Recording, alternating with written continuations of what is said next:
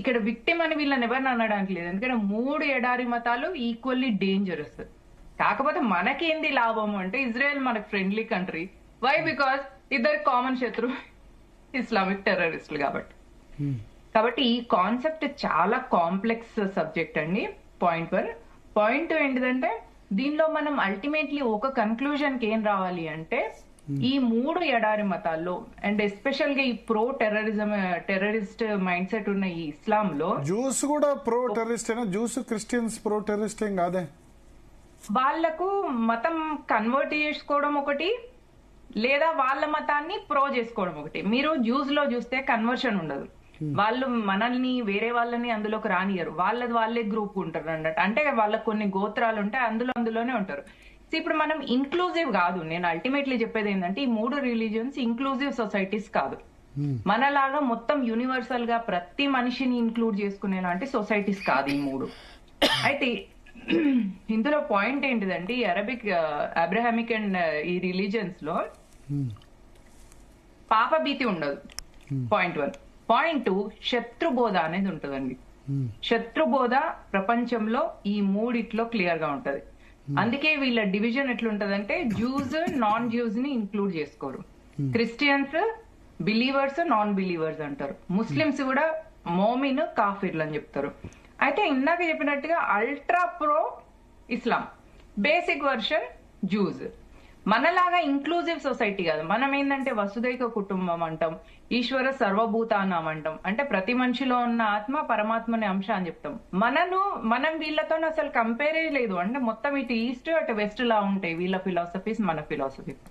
అయితే కాన్సెప్ట్ ఏంటిదంటే అల్టిమేట్లీ శత్రుబోధ అనేది మాత్రం వీళ్ళకు ఉన్నట్టు మనకు లేదు. అది మనకు చెప్పినా అర్థం కాదు. ఎందుకంటే మనకు శత్రుబోధ అంటే తెలియదు. ఇప్పుడు మన డిక్షనరీలో లేని ఒక కొత్త పదాన్ని మనం నేర్పిస్తే ఏం అర్థమవుతుంది పిల్లలకు?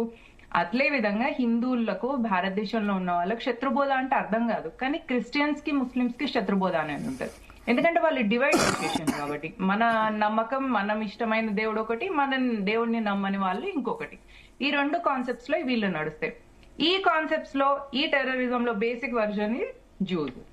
కాబట్టి ఇస్లాం కి మంచిగా కౌంటర్ ఇచ్చేది ఎవరు అంటే ఇజ్రాయెల్. ఈవెన్ మనం రాలో కూడా చూసినప్పుడు agents Muslims Islamic Muslims and వాళ్ళ ఏజెంట్స్ ఇజ్రాయెల్ కొలాటరల్ డ్యామేజ్ లో సూపర్ కొలాటరల్ డ్యామేజెస్ చేసుకుంటారు. మనం ఏదైనా రాది మనం ఆర్టీఐలు అప్లై చేసి తెప్పించుకుంటే కొలాటరల్ డ్యామేజ్ వాళ్ళకున్నంత భయంకరంగా ఇంకెవరికి ఉండదు. అయితే ఇస్లాంలో కన్స్ట్రక్టివ్ తక్కువ ఉంటది. అంటే వాళ్ళ సైంటిస్టులు గాని రీసెర్చ్ అనాలిసిస్లు గాని ఏముండవు వాళ్ళకు.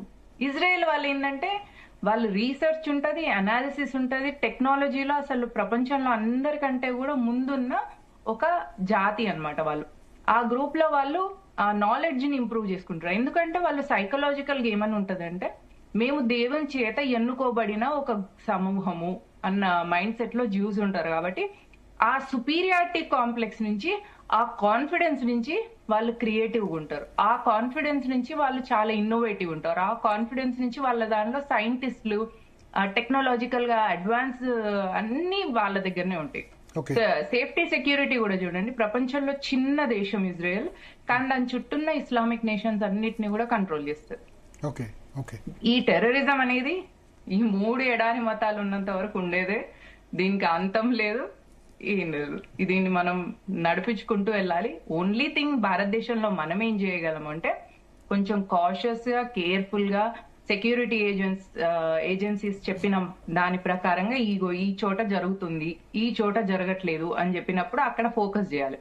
అట్లా ఫోకస్ చేయాలంటే ఖచ్చితంగా భారతదేశంలో ఎస్పెషల్ గా హైదరాబాద్ లో డబుల్ ఇంజన్ సర్కార్ వస్తే తప్ప వేరే లేదు.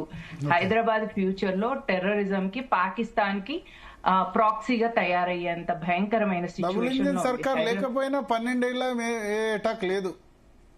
దిల్సుఖ్ నగర్ బాంబు పేళ్ల తర్వాత ఏం అటాక్ లేదు అంటున్నారు. 2013 తర్వాత డబుల్ ఇంజన్ సర్కార్ లేకపోయినా అంటే ఇక్కడ ఇప్పుడు సప్లైయింగ్ అంతా ఇక్కడ నుంచే కదండి. మొన్న రైసిన్ కి సంబంధించిన వ్యక్తి ఇక్కడికి మూలాలే ఉన్నాయి. ఇప్పుడు ఆస్ట్రేలియాలో జరిగిన వ్యక్తికి ఇక్కడ నుంచి ఆస్ట్రేలియా 98 లో వెళ్ళిపోయినాడు ఆయన. ఇప్పుడు అది అప్పుడు తెలుగుదేశం వాజ్పేయి ప్రభుత్వం ఉండే, అప్పుడు డబుల్ ఇంజనే ఉండే. మరి ఇక మనం ఇట్లా మనం ఏం చేయలేమండి. ఆయన వెళ్ళిపోయినప్పుడు డబుల్ ఇంజన్ ఉండే అట్రా ఇది 1998 లో డబుల్ ఏమంటారు అంటే కన్సోలింగ్ అంటారు. ఇక మనని మనము మభ్య పెట్టుకోవడం తప్ప ఏం లేదు.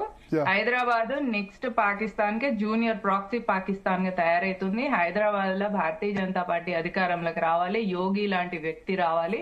వస్తే తప్ప ప్రపంచానికే మనం మేలు చేసిన వాళ్ళం అవుతాం. హైదరాబాద్ ప్రజలందరినీ ఈ ఛానల్లో ఈ సమయం ద్వారా ఈ సందర్భంగా నేనేం కోరుకుంటున్నానంటే వచ్చే జిహెచ్ఎంసీ ఎలక్షన్ లో ఓన్లీ బీజేపీ ఓటేయండి. దయచేసి ప్రపంచాన్ని కాపాడండి, హైదరాబాద్ ని కాదు. ఎక్కడ టెర్రరిస్ట్ అటాక్ అయినా మూలాలు హైదరాబాద్ నుంచి ఉంటున్నాయి. మీరు మళ్ళీ ఓటుకు వచ్చేసారు దీని నుంచి కూడా.